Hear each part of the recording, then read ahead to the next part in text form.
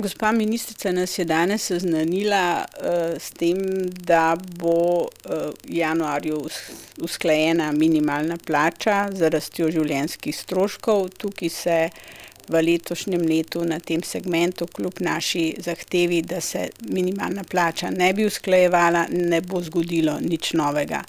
Tako da pričakujemo, da bo v januarju objavljena približno 2% rast minimalne plače glede na letošnje leto.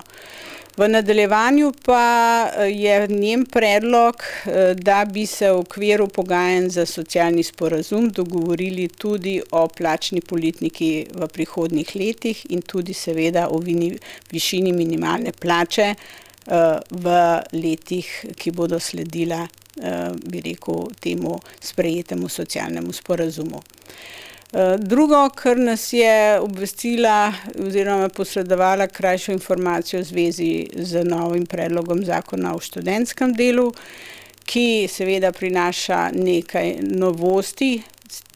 Te so vezane tako na določene omejitve za delodajalce, seveda se tudi širijo, obveznosti na študentsko delo. Študentsko delo bo zdaj, študentskega dela bodo plačevali študentje tudi prispevek za pokojninsko zavarovanje, kar se jim bo štelo v pokojninsko dobo.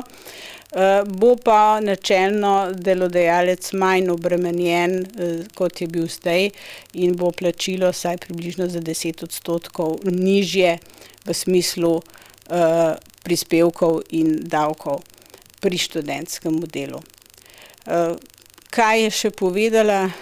Povedala je seveda, da bomo s tem projektom, ki ga pripravlja zdaj vlada, Jamstvo za mlade, pričakujejo 135 milijonov v 2 letih, ki bi jih namenili mladim brezposelnim in tistim, ki so zaključili študij, za predvsem vključevanje v programe aktivne politike zaposlovanja, mentorstvo in pripravništvo.